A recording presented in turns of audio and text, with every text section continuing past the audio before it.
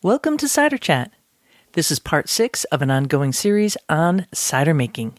And in this episode, we're going to be talking about bottling your own cider at home. Going up, going up, going up.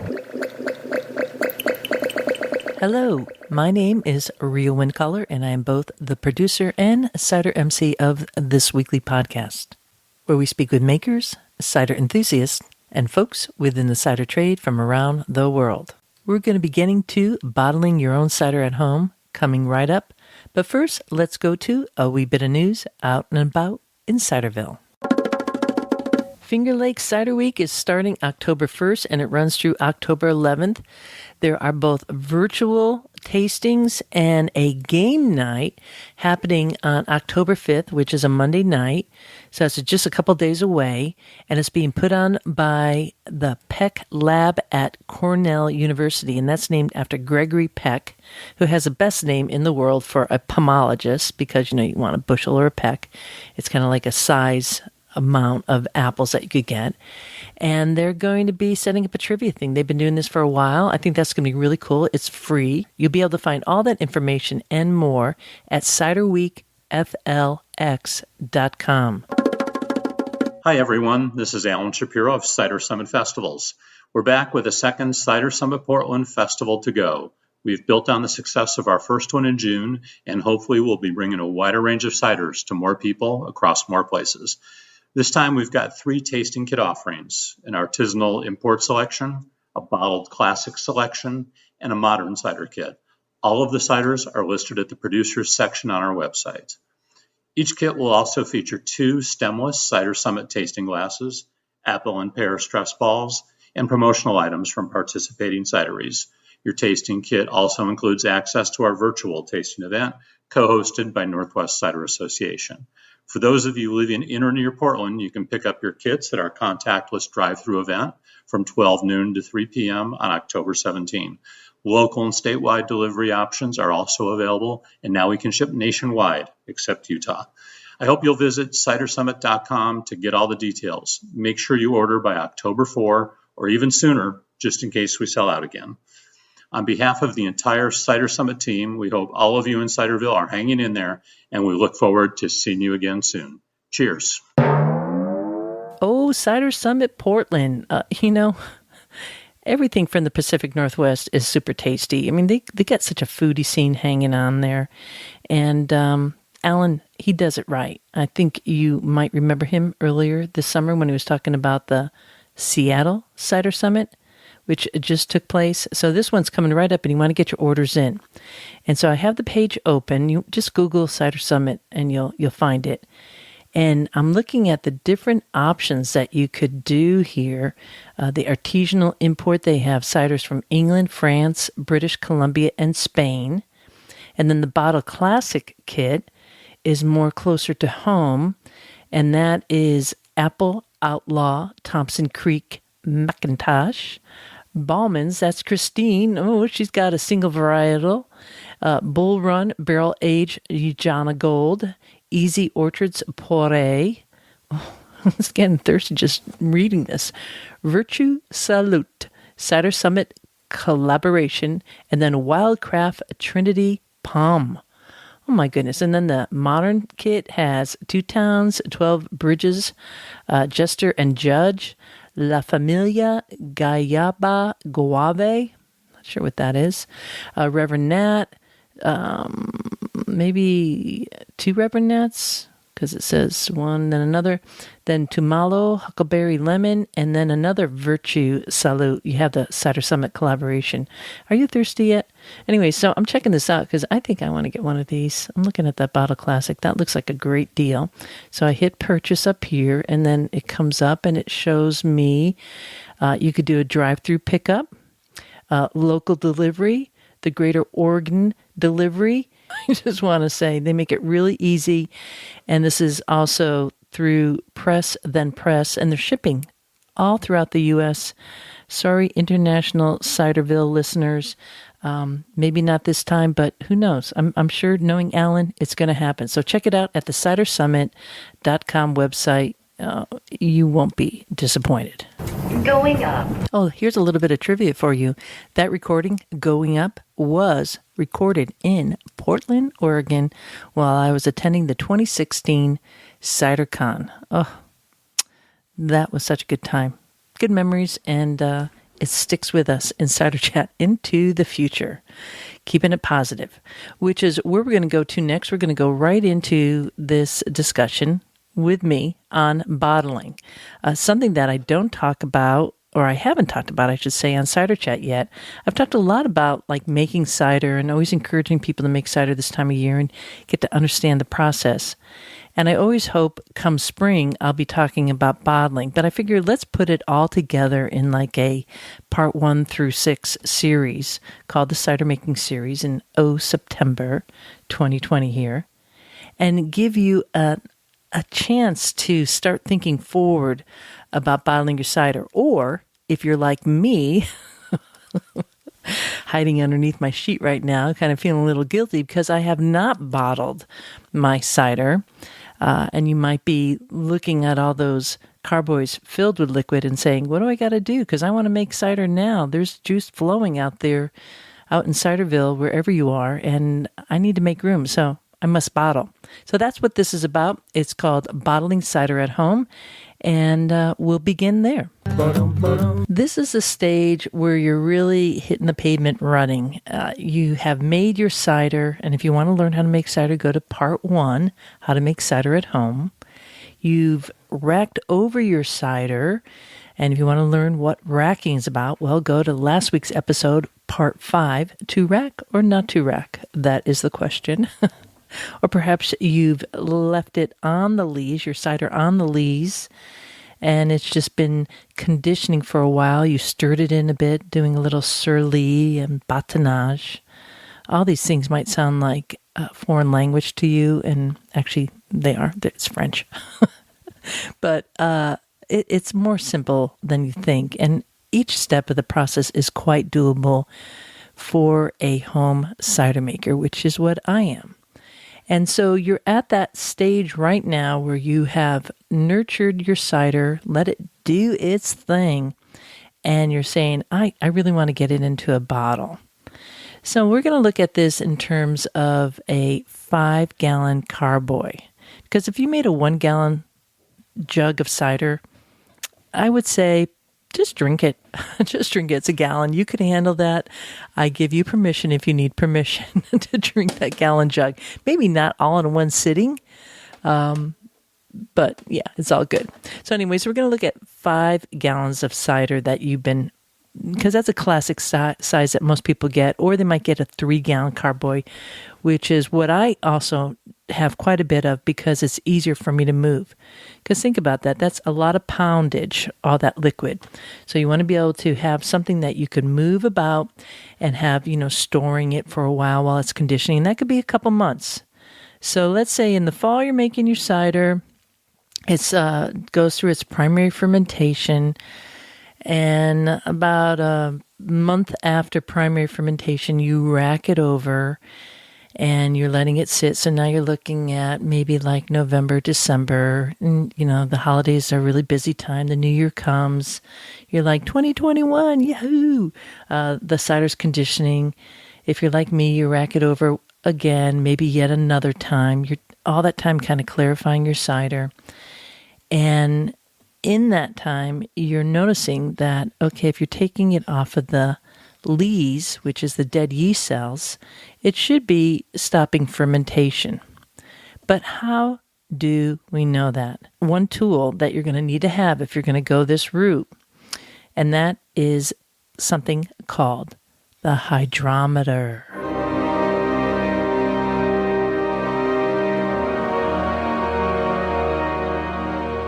What is a hydrometer? It sounds so scary, but in truth, it isn't. I'm just kind of jesting with you a little bit. A hydrometer is a maker's best friend when it comes to fermenting. And what it does, it provides you a data point that tells you when your cider has stopped fermenting. And that is called the specific gravity of the solution. And you'll hear specific gravity in terms of the relative density between water that's in the solution and all the other stuff in there. So with cider, or I should say fresh pressed apple juice, you have a lot of water in there.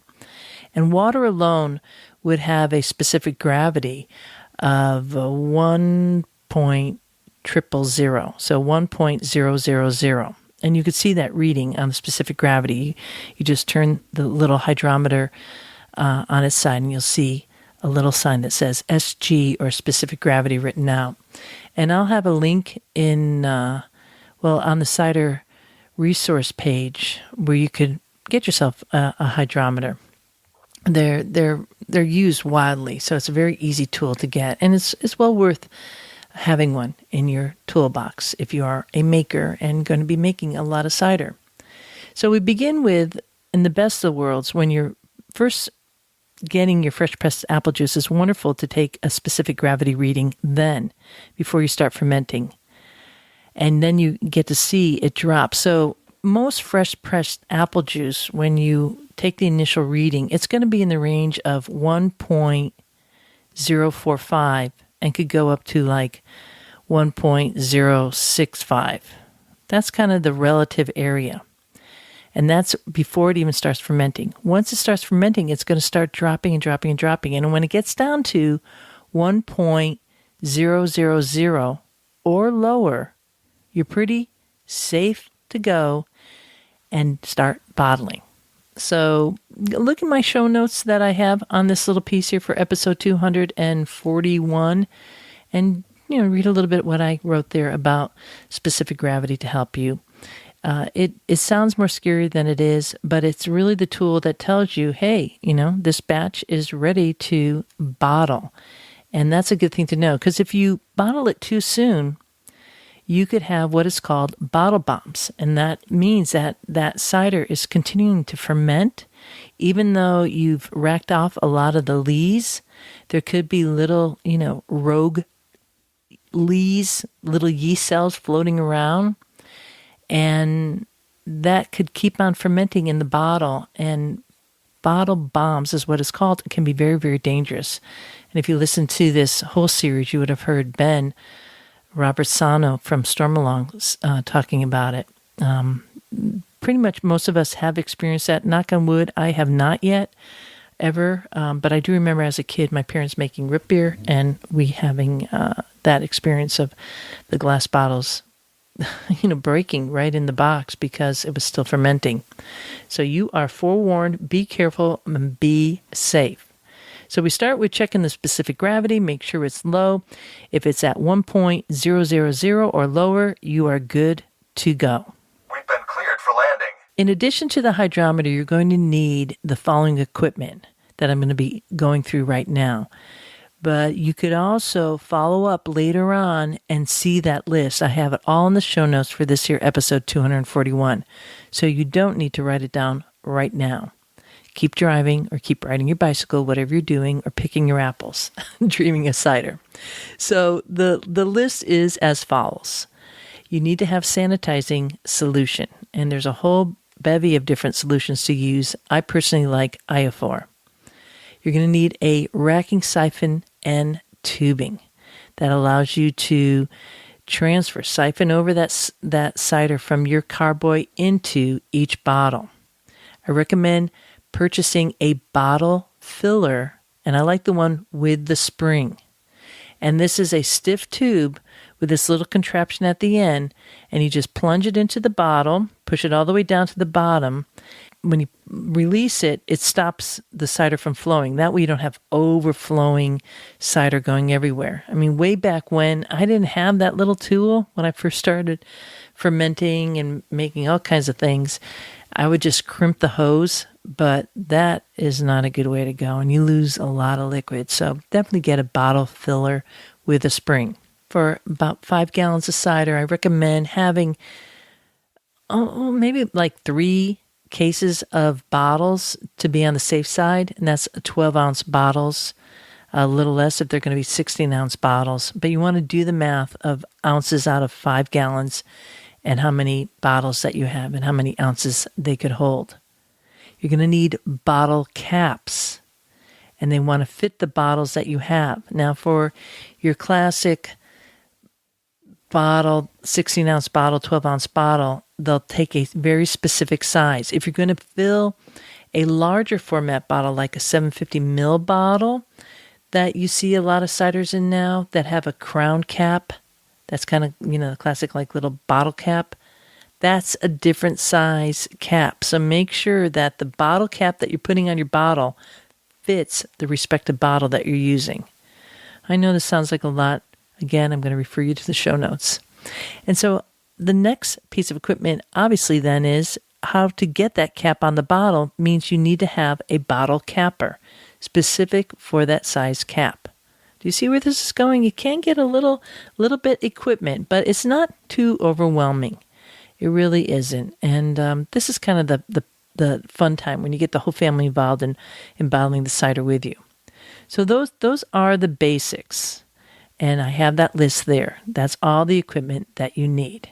So let's take a little pause here, a little exhale, and I'll be right back and discussing the different options that you could do at this stage with bottling and making a determination of the kind of finished product you want.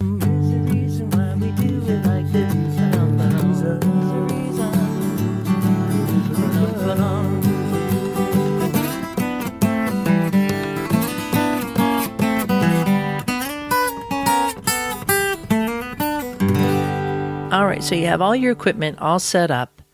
You're ready to start transferring the liquid into each individual bottle, and you know that your cider has stopped fermentation.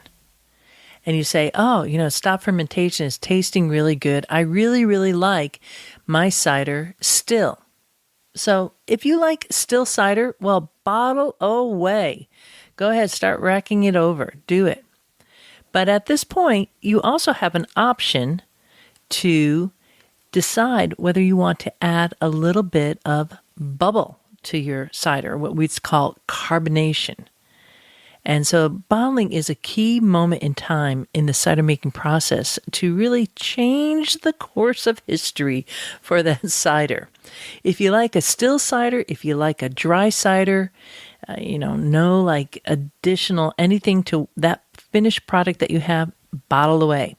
But if you want bubbly cider, if you want maybe a semi-sweet cider, it's not sweet enough, you want a little more sweet to it, or you want to make it sweet, well, you could do all that before you put it into the bottle.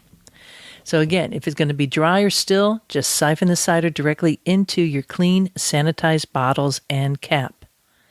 And if you're going to take a different route then, and you're going to make it bubbly, well, I need to take a little pause here and be right back.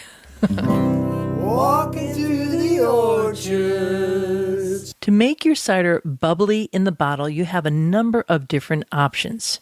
For me, I don't even think about it anymore. It's like I've made coffee 1,000 times in the morning, so I don't even have to measure. But if you're new to this, you really want to be very careful with your calculations, because to do otherwise and maybe add too much of something into that bottle could create, again, those very dangerous bottle bombs. So I'm going to give you an overview, but in the end, you're going to need to seek out those calculations more thoroughly than I can do right now on the podcast. But in the short term, don't be shy and don't be kind of turned away. This is very doable. Again, if I could do it, you could do it. So the first step that is typically taken on by beginner cider makers is to make sure that your cider has fermented completely dry. And so it has that specific gravity of 1.000. You know that the fermentation has been completed. And so any kind of floaties in there are typically dead yeast cells. So in order to introduce some activity in there again, you're going to bring it into fermentation again by reintroducing some yeast and priming sugars. Typically you want a champagne yeast, a dry champagne yeast package, which costs under $2 or so. And I would just take out some of the cider that's in my carboy, mix it with that yeast, and add some priming sugar too. And I think on the average is about 1 ounce of priming sugar, which is dextrose, per gallon. So if you had 5 gallons of cider, you'd have about 5 ounces. But there's some other things that go on there to complicate matters further, and that is what temperature your cider is in solution. So I'm going to refer you, and as I really like referring everyone, to the Big Book of Cider Making. I had the conversation with the authors on this here podcast. Their book is now out. We've been waiting for it forever. They do a fantastic job of bringing you through the steps. So do check them out. But I did notice that Christopher and Kirsten did not tell you the exact amount of priming sugars. So there are calculators you could get online to really sort that out. But that's the easiest way to do it, because you add in the sugar, you add in some yeast, you mix it all into solution, into the mass of solution you have, and then rack it over into your bottles and cap it. And you'd want to weigh, I'd recommend, checking one bottle 2 weeks later, and maybe a month later, and you should start seeing some bottles. And maybe as just a precautionary thing, always approach those bottles very carefully, put them in like a closed container, just in case if you're really new to this game, getting it right. So that's the easiest way to create bubbles in your cider. What I like to do is something called pet not, which is bottling the cider before it has completely fermented and the yeast is still active, but not really overly active. So that's pet not, and I love it because it gives me tiny little bubbles. I mean, the size of the bubble is I'm getting a little, I don't know, maybe too snobby about it, but I really like small bubbles, so that's why I like doing pet not, and it works well for me. I kind of have a sense of my cider where it has fermented to, I leave enough lees in there, and I add a little bit of priming sugar, about that 1 ounce ratio per gallon, mix it all into solution. I don't add any additional yeast, and then I bottle. And that helps reboot the remaining yeast and thus create those little delightful bubbles. You might want to try pet not after you've had your try on it a couple times, some success. There's also the method champenois technique, which is how champagne is made. And it's a rather involved process. It's a one-step, two-step.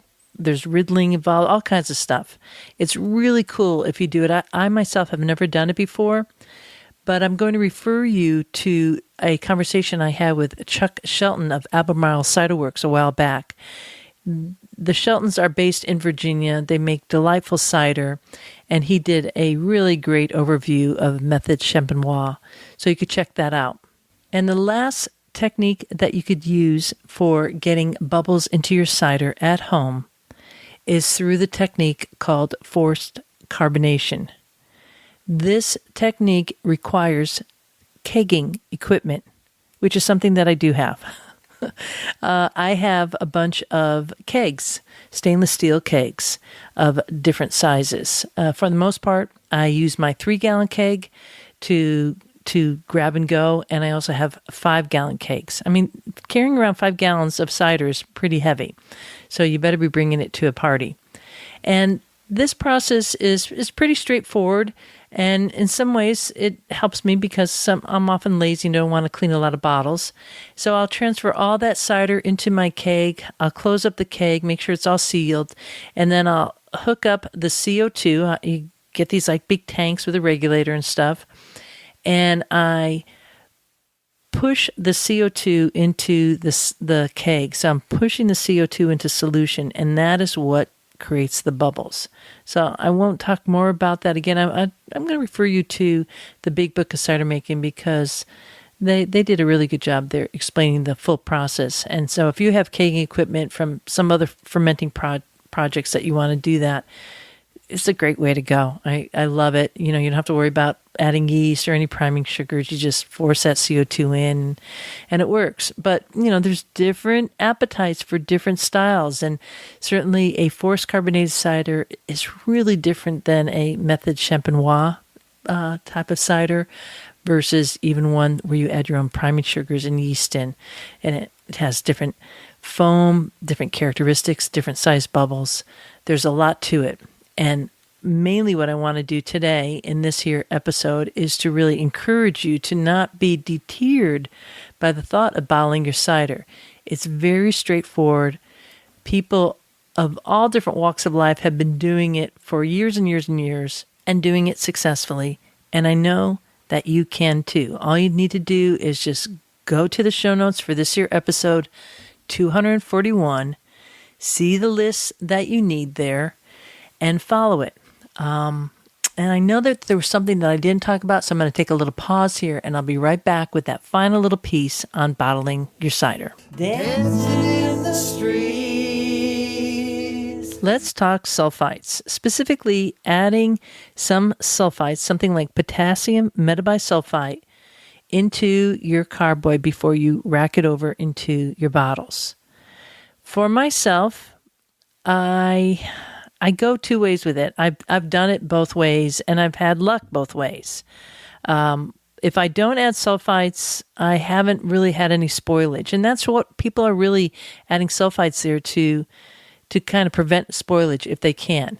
So let's say I have some cider, and I know it's going to be sitting around for a while. A little bit of sulfites probably wouldn't hurt it. And when I talk a little, I'm talking about a minuscule amount. Let's see. For 5 gallons of cider, I might put in 1/4 of a teaspoon or less, maybe like 1/8 of a teaspoon. Kind of do it, the way my grandmother cooked. I kind of eyeball it and say, okay, that's good. So that's one option. But if you're thinking that sulfites are being added to stop fermentation, you'd be wrong. It does not. It's really meant as a preservative. To really kill everything, I think you have to add sulfites and potassium sorbate. And you can really taste the sorbate in a finished cider. It has a really specific taste profile. And so I've never added potassium sorbate to my cider at the time of bottling. So again, I'm going to just refer you to kind of do a little bit more research on your own so that we don't get too deep into that right now. And I'm sure this conversation will come back again with future cider makers on Cider Chat. But for me, I kind of just do a minuscule amount, and more often than not, I don't add any at all, and I'm totally fine, especially if my sanitation process is really tried and true, and once I got it down. But if you're absolutely brand new to this, you might want to add a little sulfite, but do know that you could end up with some bottle shock. It could happen regardless whether you add sulfite to it or not. You can get a little bit of bottle shock in your cider. This happens with wine too. And it takes a little while for the cider to get comfortable in its new environment. And it might take like a month. So just let it settle down. Don't sweat if you're like opening like, oh my God, this tastes awful. Don't worry. Cider likes to age. And the beauty is being able to taste it at each step along the way and to see how it develops. And you fine-tune your own palate and you notice, my gosh, I added too much sulfite to it. Or if you do go that potassium sorbate avenue, you will really probably be able to detect it, at least get to know it over time. So that's my 2 cents on it, and I'm sticking with it. Smelling all the blossoms, kicking up our feet. Hooey! I think that just about sums up this 6-part series on cider making. What a wonderful time this has been. I really appreciate the time that I spent at Stormalong Cider in Leominster, Massachusetts. They gave us enough info for 3 different episodes, all on both commercial operations and working in your own home cidery. A pretty cool chat. So do look at the whole cider making series, part 1 through 6, and get your cider bottled. It's the time. Do it. Empty out those carboys. I'm talking out loud. I'm trying to convince myself to. Have a couple projects going on here that's kind of keeping me away from doing that, but I am going to get it down soon. I promise you. And of course, Ciderville, you will be the first to know. And so I leave you there and hope that wherever you are in the world right now that there is a full glass waiting for you. This is Rio Wind Caller signing off for now. Looking forward to seeing you in Ciderville.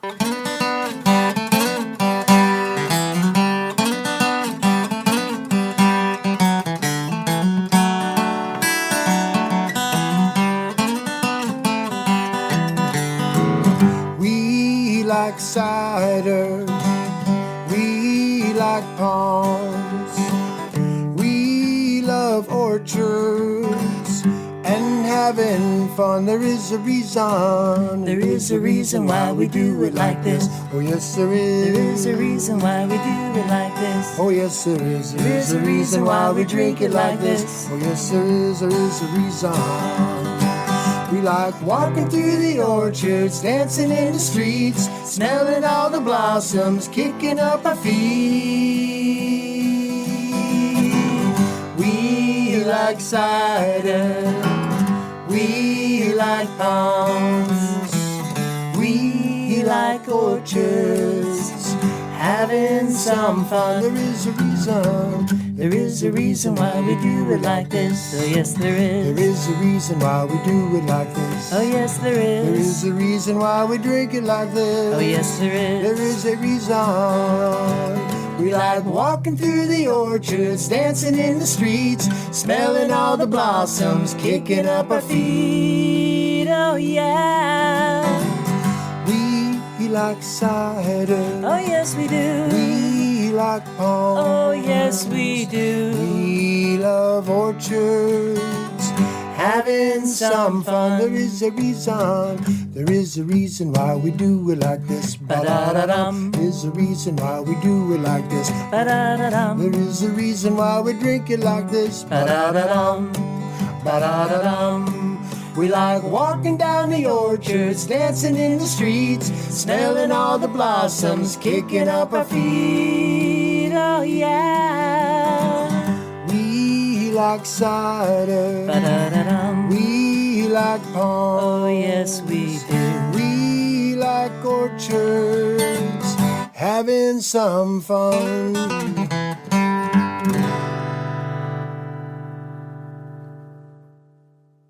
Yeehaw!